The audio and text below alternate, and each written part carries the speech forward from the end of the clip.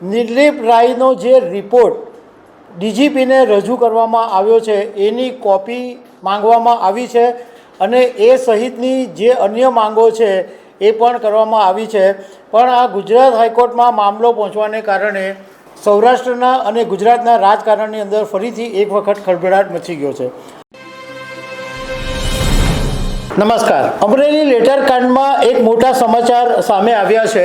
જે પાટીદાર દીકરીનું સરઘસ કાઢવામાં આવ્યું હતું એ ઘટનામાં હવે એ દીકરી ગુજરાત હાઈકોર્ટના દરવાજા ખટખટાવ્યા છે અને નિર્લિપ રાયનો જે રિપોર્ટ ડીજીપીને રજૂ કરવામાં આવ્યો છે એની કોપી માંગવામાં આવી છે અને એ સહિતની જે અન્ય માંગો છે એ પણ કરવામાં આવી છે.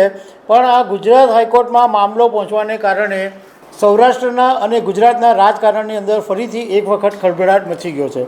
તો આના વિશે તમારી સાથે વાત કરીશ. મારું નામ રાજેશ શાહ છે અને તમે જોઈ રહ્યા છો ગુજરાતના સૌથી મોટા ડિજિટલ ન્યૂઝ પ્લેટફોર્મ ખબર છે.com. તમને યાદ હશે કે લગભગ 2 મહિના પહેલાં અમરેલીની અંદર એક ઘટનાએ આખા રાજકારણને ઊંધા માથે કરી દીધેલું હતું. વાત એમ હતું કે અમરેલીની અંદર એક લેટર વાયરલ થયો હતો અને ભાજપના ધારાસભ્ય કૌશિક વેકરિયાના નામે ભ્રષ્ટાચાર સહિતના અનેક આરોપો લગાવતો આ લેટર હતો અને એ લેટરની અંદર એક ભાજપના કાર્યકરની ધરપકડ કરવામાં આવી અને આ લેટર જેણે ખાલી માત્ર ટાઈપ કરેલો એ અમરેલીની દીકરી પાયલને અડધી રાત્રે પોલીસ ઉઠાવી લાવી હતી અને એનું સરઘસ કાઢવામાં આવ્યું હતું અને એ મુદ્દો આખા ગુજરાતમાં નહીં પરંતુ દેશની અંદર ચર્ચાનો વિષય બન્યો હતો. હવે આ ઘટનાએ એટલો જબરજસ્ત હોબાળો મચાવ્યો કારણ કે કોંગ્રેસે પણ આ ઘટનાને હાથોહાથ લીધી અને કોંગ્રેસે ધરણા કર્યા અને ભાજપ પાસે અનેક વખત જવાબો માંગ્યા. એટલા માટે પોલીસે પણ એક્શનમાં આવવું પડ્યું હતું અને ગુજરાતના પોલીસ વડા ડીજીપી વિકાસ સહાયે આ આખી જે તપાસ છે એ સ્ટેટ મોનિટરિંગ સેલના વડા નિર્લિપ રાયને સોંપી હતી અને નિર્લિપ રાયે બધાના નિવેદનો લઈને એક રિપોર્ટ ડીજીપી વિકાસ સહાયને સબમિટ કરી દીધો હતો. પરંતુ હજુ સુધી આ રિપોર્ટ છે એ ડીજીપી વિકાસ સહાયે દબાવી રાખ્યો છે અને આ રિપોર્ટ હજુ જાહેર નથી કરવામાં આવી રહ્યો.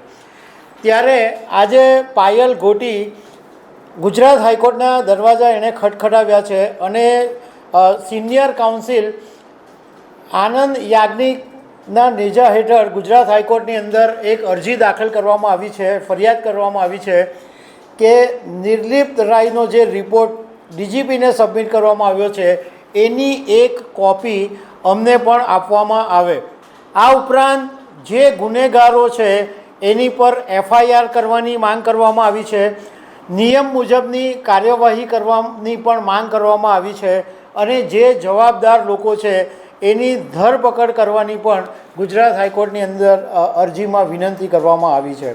આ ઘટનાના 2 મહિના થઈ ગયા પરંતુ એના જે પડઘા છે એ હજુ પણ શાંત પડ્યા નથી અને આ મુદ્દો હજુ પણ ગરમાયો છે.